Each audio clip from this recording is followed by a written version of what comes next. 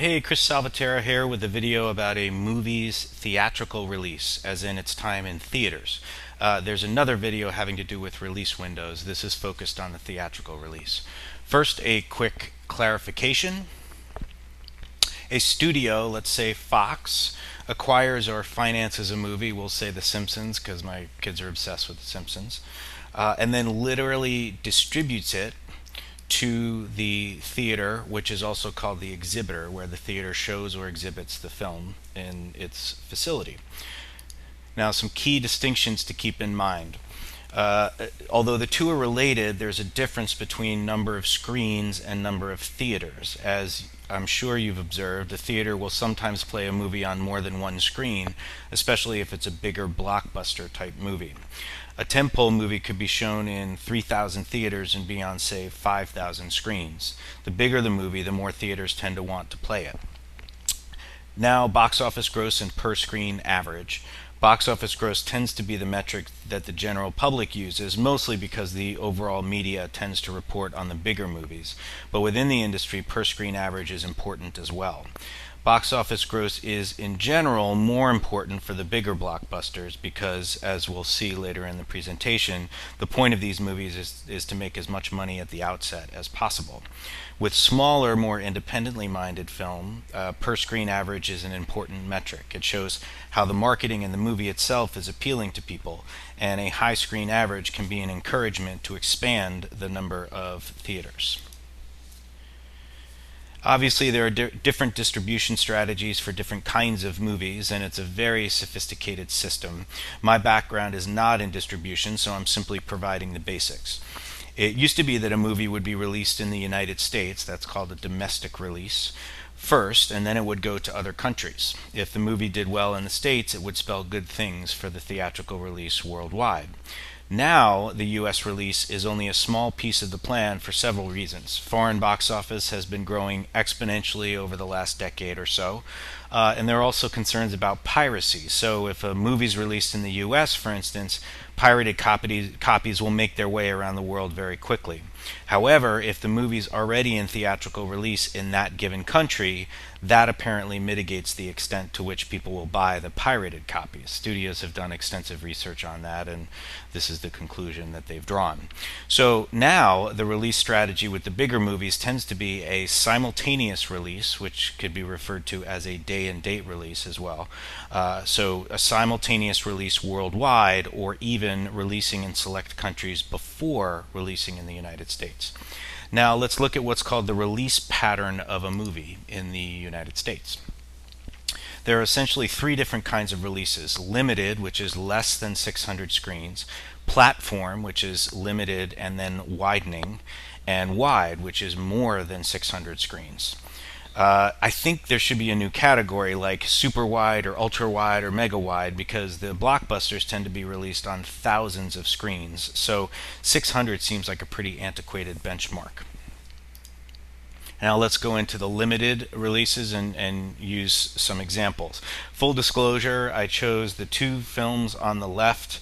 Well, I chose all the films because there's a range of theater numbers, but also because the first two on the left, Short Term 12 and Wajda, were two of my favorite films of 2013. I highly recommend them.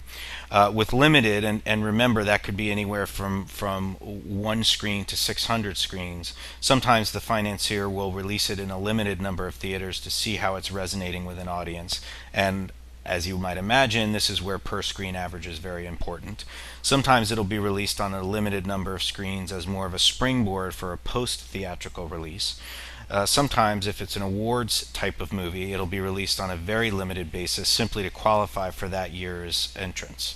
Sometimes the intention is to do what's called a platform release. So these are examples of movies that were platformed, and you can see the theater numbers, not screen numbers, theater numbers below each one sheet. Now we'll zoom into an example. Let's look at the Bling Ring. Now this is info off of Box Office Mojo, and I'll have another video going through that site and how to navigate, but for these purposes just take a look at the theater counts, which are circled, the column that is circled. It opened in 5 theaters and then jumped week 2 to the maximum number of theaters, 650, and then tapered off, which is a quick jump, and it did really well. It was considered a pretty solid hit. Now over to a different animal, a Woody Allen movie, Blue Jasmine.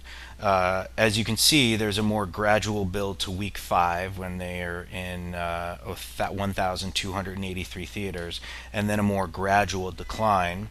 And as of press time, it was at 20 weeks and counting, which is a testament to Woody Allen. His movies tend to play for a long time. Now take a look at my wicked artistic and scientific graphs. What I found interesting is that a platform release tends to suggest more of a bell shape, a long, slow build holding at the top and then a gradual decline. And that might have been the case years ago, but it's probably a sign of the times and the competition in the marketplace that the release pattern looks more like a quick acceleration and then a steep drop-off. Now let's go to the wide, and I'm choosing the super mega ultra wide releases, the top box office grossers of 2013. You can see the massive theater count on these releases, and remember this is theater, not screens. Frankly, I wouldn't be surprised if Iron Man 3 was on 6,000 screens. Now the strategy with tentpoles like this couldn't be more different than with the smaller movies we just saw. The point is to market the movie heavily and open on many, many screens. Essentially, you're taking advantage of awareness based on the marketing spend, but also the studios make the most money in the opening weeks of a film's release. The exhibitors make more on the back end, which might be one reason why the exhibitors are fighting so hard to maintain that theatrical window and keep movies for as long as possible.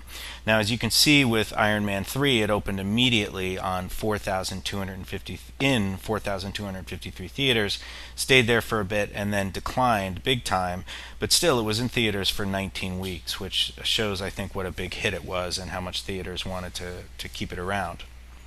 Now back to the mega artistic and precise graph.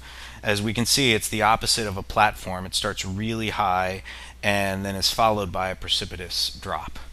You're welcome. So the takeaways and to-dos, screen count and theater count are different but related. Metrics by which to measure success of a movie, box office gross, but also per screen average. A limited release is most often reserved for smaller films, independent type films.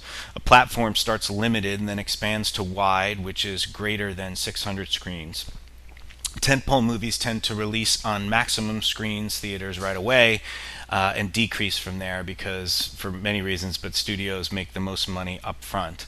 Now, some to-dos if you choose to accept the mission.